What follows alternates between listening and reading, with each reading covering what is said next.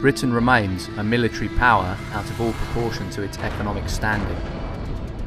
Its soldiers still fight in corners of the world far removed from this tiny island off the northwest coast of Europe. Hundreds have died in Afghanistan and Iraq in the last decade. I'm Joe Glenton. I was Lance Corporal Glenton of 13 Air Assault Regiment until I was jailed for refusing to fight in Afghanistan. And that's why it's important for me to find out why young men volunteer to risk their lives in conflicts which the majority of their fellow citizens regard as unjust and illegal. But the same question is important for every parent who has a son or daughter of recruitment age, and for every taxpayer who cares how the military spend their money, and for every citizen who cares about the political health of their country.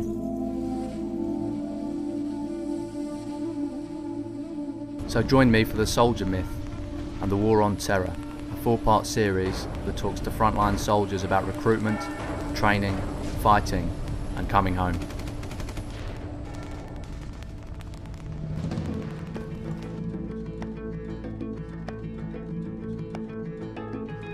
War is hell runs the old cliché.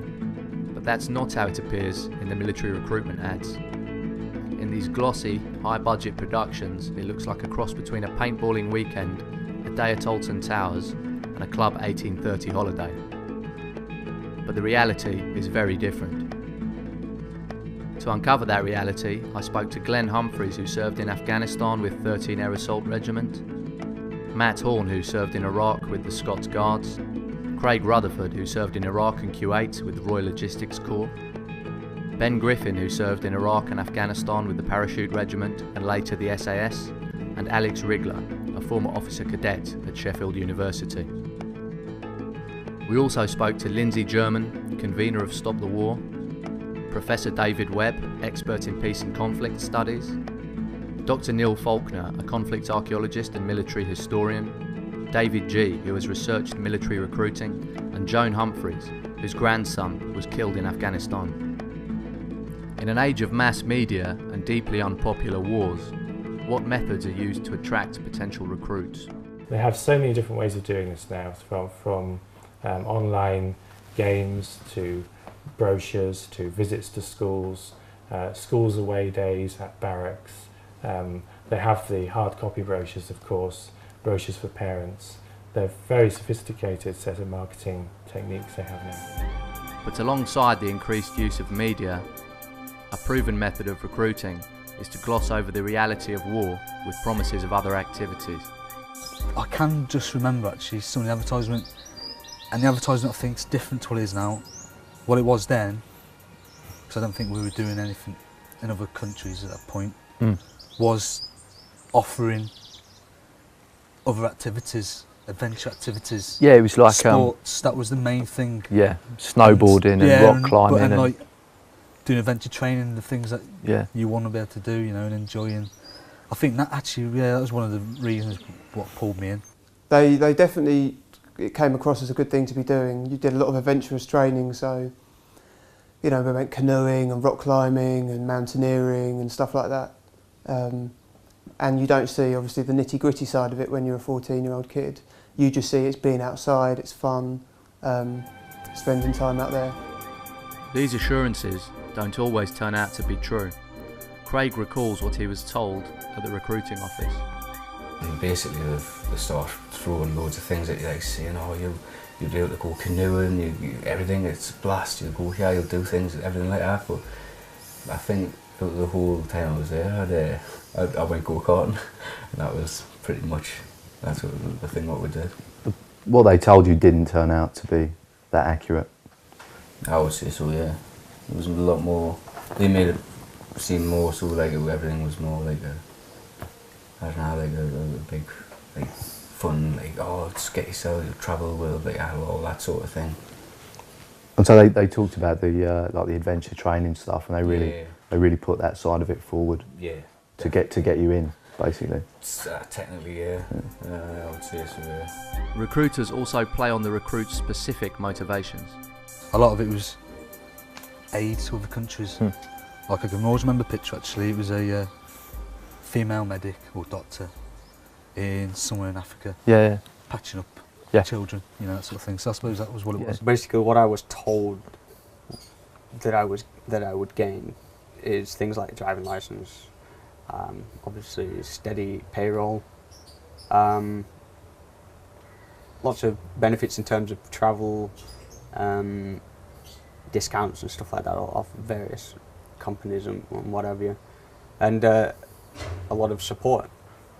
I think that there's a human interaction going on there. You've got the recruiter and the young person who's being recruited, and I think in those interactions there's no set guideline for how they encourage or persuade that person to join.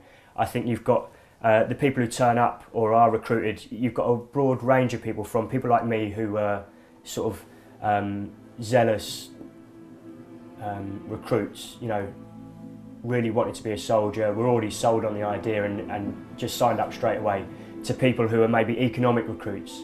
So they're on the whole in the north of England, Scotland, Wales, areas of high unemployment, limited opportunities, and these people are looking to the army for a career, for training and for money, for pay. And you've got a broad range of people in between that, and some people will have a mixture of those components, and there'll be other components as well. And so the recruiter, a good recruiter, coming from the point of view of the army, will look at that recruit and go, right, how can I play on this person? Am I going to use the economic argument? Am I going to use the ideological argument? Am I going to use the patriotic argument of defending your country and all this? And I think each recruiter, and a good recruiter, would be able to play on those things and put the emphasis on what that recruit is looking for. I think this is a very strong feature of what's happening with the army, is the sense that people are shown a view of the army which looks very attractive to people. You learn to ski, you travel to exotic parts of the world, you learn a trade, you do all sorts of things. And particularly for young men, and a few women, but mainly men, in poorer parts of the country, in places like the west of Scotland, in the northeast of England, very little chance of getting a job, or a decent job of the sort that they want. It's very, very attractive. Even in these times of austerity, the military has vast resources at public expense. What kind of money does the military put into recruiting? They spend about £700 million a year on recruiting and training to the end of phase 1, which is basic training. We don't know the full cost of training, the phase 2 as well, which is the trade training. But about £700 million a year just recruiting and training, initial training. So with a massive budget and access to poor and underachieving children, the military is given a unique opportunity to attract potential recruits. So are these practices ethical? I think one way of looking at that is to think about what would it take for a young person to be able to make an informed choice about enlisting. It would have to be a free choice, so a choice where there are genuinely other options they could take, and the army is not the only career option available to them, which is largely the case, but if you're from a poor background, that would be more difficult. It would need to be a responsible choice, so one that's thought through in terms of the implications ethically for being involved in the armed forces, and it would have to be informed. In other words, it would have to be made in awareness of what the pros and cons really are in the short term and the long term. So I'd say that the ethical shortcoming of military recruitment at the moment is that there isn't a serious effort made to make sure that those young people who are at a very impressionable age in their development are fully aware of both the pros and the cons of signing up. For me, recruitment, I think we need to look on a broader scale. Obviously, people focus on what the recruiters do. And these guys go into schools, or they go to country fairs and, you know, sell the army to young men. And on the whole, it is young men. You know, I think still only 10% of the those recruited are female. And but I think we need to look at what society does as a whole. You know, like the remembrance parades, the museums, the military displays, the way that history is taught in our schools, you know, that Britain is always, the British Army is a noble force and that they get involved in noble wars. So even though the recruitment is something to focus on by the recruiters, I think we need to look at what society does as a whole. So why is it that Britain, alone in the EU, continues these practices? Well, I think the reason they want to focus on recruiting young people in particular is that once most people who actually go into adulthood and reach the age of 22, 23 tend not to want to choose a military career. So once people have started a civilian career at some point, the idea of joining the military tends to fall off. So the hope is that within the Ministry of Defence, that if you recruit from 16 straight from school, then people won't be lost to civilian careers. So that's why there's a focus on young people. I think as well, young people's minds are much more impressionable than adults, as we all know, which is why there are laws of the age of responsibility, when we can drink a pint of beer, when we can enter into a contract and so on, usually being 18. There are reasons we have those laws in order to protect young people who are more impressionable, more vulnerable than adults would be.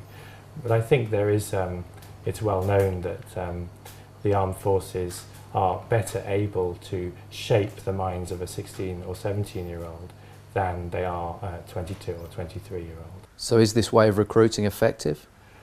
It would be more efficient to phase out recruitments of 16 and 17-year-olds, because to recruit a 16-year-old costs the state, the taxpayer effectively, twice as much as it does to recruit an 18-year-old. That 16-year-old has been recruited. They have a legal right to leave now before their 18th birthday if they choose to exercise that, and they also can't be deployed to theatre of war. So the UK is effectively recruiting people who can leave if they want, who can't be deployed, and cost twice as much to train. By law, anyone under the age of 18 serving in the military is a child soldier. There seems to be a fear in the military that losing access to children will have an impact on its recruiting numbers. The Army Cadet Force, in which I also spent time, is just one of the tools the military uses to recruit. Army Cadet detachments are often attached to schools, and it was at school that Alex Rigler first became involved. I asked Alex about what he did as an Army Cadet. We would, suppose I was doing shooting down the range from the age of 13. And you're just shooting at this yellow target, the human target. Yeah. And then when you do section and platoon attacks, you'd have many targets in various positions. You run around, a group of 14-year-old kids running around with guns, shooting at the targets, and afterwards you'd have your lunch and a cup of tea. And it was done in a very casual manner. Yeah. You don't think much of it then, it was just a good bit of fun. But then when you actually, in hindsight, look back on it, you realise it's a very militarised 14-year-old. And I thought of it as an adventure as well. It was an interesting career choice. I thought I'd be doing interesting things compared to working in an office and doing a normal job. I thought it was going to be a lot of fun. So from a young age, Alex and his schoolmates were actively learning infantry combat skills. All the training in cadets was infantry training. So you didn't do any specialist training in signals or military intelligence or anything like that. It was basic green training, going around doing section and platoon attacks and stuff like that. It was very basic compared to when I got off to the officer training corps. So you were learning fundamental infantry skills? That was all you really got taught, was that sort of side of things. Fighting, killing, taking and holding ground? Section attacks, platoon attacks. But instead of having a real enemy, you had a cardboard cutout. While there is a lot of coverage and public debate over the recruitment of non-commissioned soldiers, there is much less regarding the recruitment of the officers trained to lead them. Officers are often recruited, indoctrinated and trained through universities. After his time in cadets, Alex joined the Army Bursary Scheme. He signed the contract when he was only 16. The military would pay for his education if he committed himself to weekly military training at university and agreed to join the military after his degree was complete. The OTC started out quite nice. You know, did a few training weekends, meet up Wednesday. It was a good social life. I mean, it was really good. You know, you met people who had similar interests. You got to go and do these fun things. But then the pressure started mounting because I had this scholarship and bursary. I was told that it's the right thing for me to do was go and get a Territorial Army commission while still being a student. So that would be 3 weeks at Sandhurst and all the extra training beforehand. And I did all the extra training beforehand, and I dropped out a couple of weeks before I was meant to go off to Sandhurst to do the TA commission. However, the military became increasingly demanding and the training commitment started to affect his education. Concerned, he approached his commander. His words were, at the end of the day, your commitment is to us, the Army, and you've got to maintain that commitment because you're going to be going off to Sandhurst and be a regular Army career. So in a sense I had sort of 3 commitments. I had my commitment to the regular Army, which was a long-term commitment after university. I had my commitment to the Officer Training Corps, and I had my commitment to my degree. And you can't manage all 3 of them. He says he found raising the issue with his officer like talking to a brick wall. At this point, he began to realise he had made the wrong choice. I'd signed my scholarship contract when I was 16. And yeah, I still wasn't able to drink or vote. He sent a letter of resignation to Sandhurst, listing his concerns. There has never been an official response. He was to learn, as I did, that the military can't handle rejection.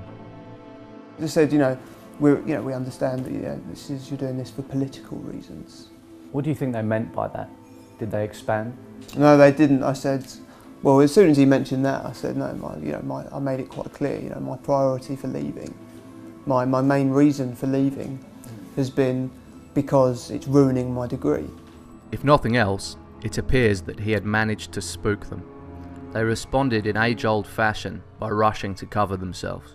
After I left the adjutant's office and was on my way out of the barracks, a friend of mine who was a young officer told me that I'd heard about it because the adjutant had asked everyone to write a statement about me and why I was leaving and stuff like that. I didn't quite understand that, and that was a very strange thing for them to do, to ask around other young officers about my reasons for leaving. I think it was just them trying to cover their backs, because obviously someone at Sandhurst wasn't particularly happy that I'd written a letter and was dropping out of my bursary and scholarship. Among the worn clichés about why young men become soldiers are those regarding service to Queen and country, defence of the realm, or patriotic duty. In order to place recruitment in its actual historical context, I travelled to Norfolk to meet Dr. Neil Faulkner, a historian, author and modern conflict archaeologist. He suggested we conduct the interview in a historical site which he felt had particular relevance. It feels as if we're a long way from any battlefields, and in a sense we are, but because we're in northwest Norfolk, but we're standing inside a mortuary in a wood in the middle of what was, during the First World War, a training aerodrome, where between 1914 and 1918 there was, in a sense, mass production of pilots to go and serve on the Western Front. And they were getting through so many planes and so many pilots that they needed to ramp up these training aerodromes and to force the training pace to such a degree they were losing at an aerodrome like this roughly 1 pilot a month in a fatal accident.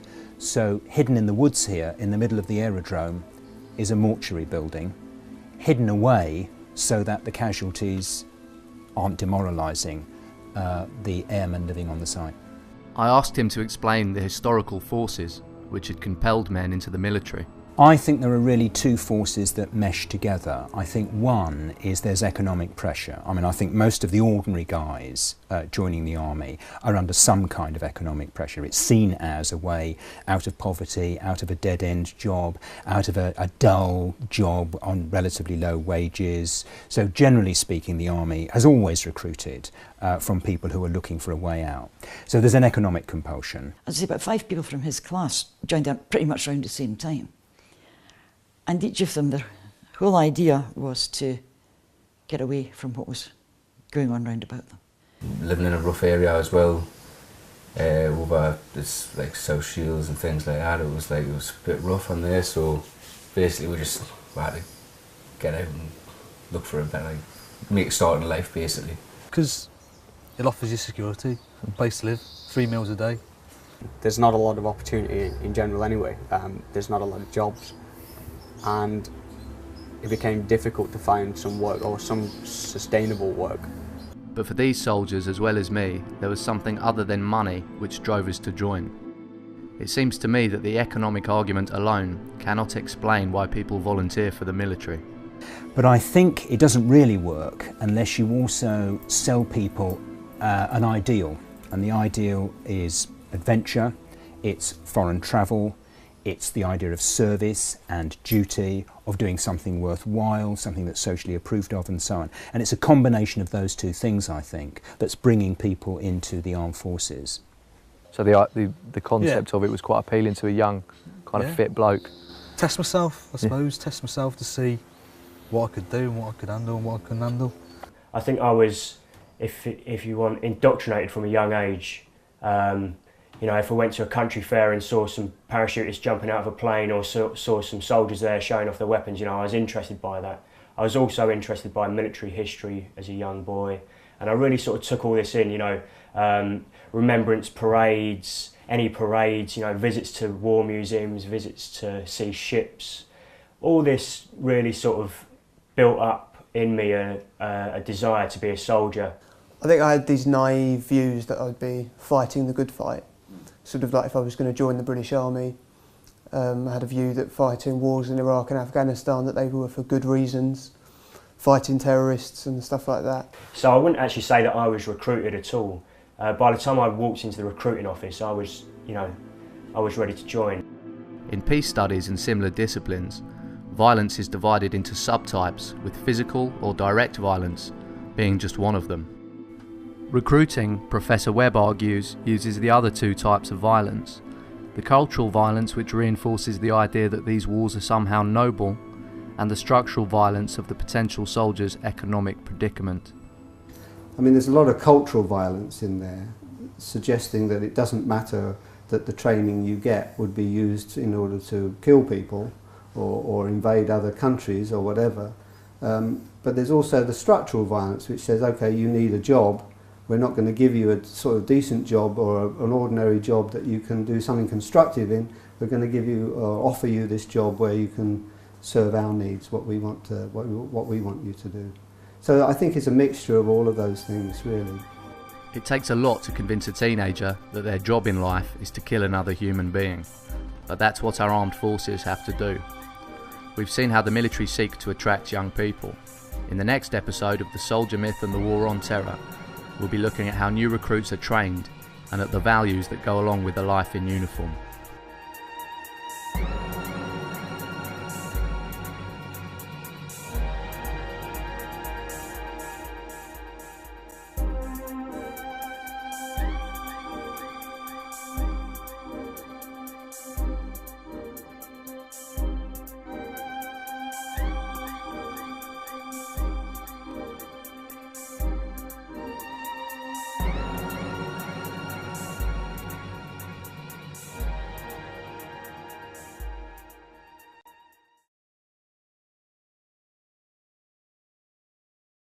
Hundreds have died in Afghanistan and Iraq in the last decade.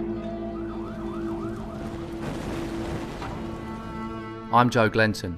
I was Lance Corporal Glenton of 13 Air Assault Regiment until I was jailed for refusing to fight in Afghanistan. And that's why it's important for me to find out why young men volunteer to risk their lives in conflicts which the majority of their fellow citizens regard as unjust and illegal. But the same question is important for every parent who has a son or daughter of recruitment age, and for every taxpayer who cares how the military spend their money, and for every citizen who cares about the political health of their country.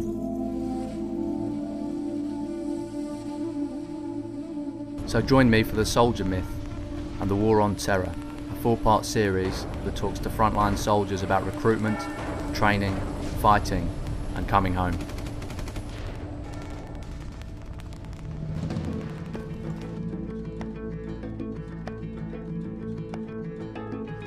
War is hell, runs the old cliché, but that's not how it appears in the military recruitment ads. In these glossy, high-budget productions, it looks like a cross between a paintballing weekend, a day at Alton Towers, and a Club 1830 holiday.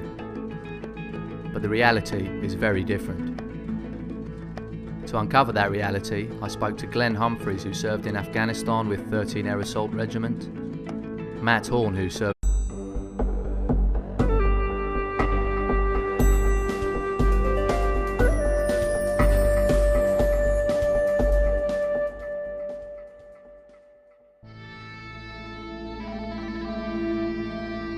Britain remains a military power out of all proportion to its economic standing.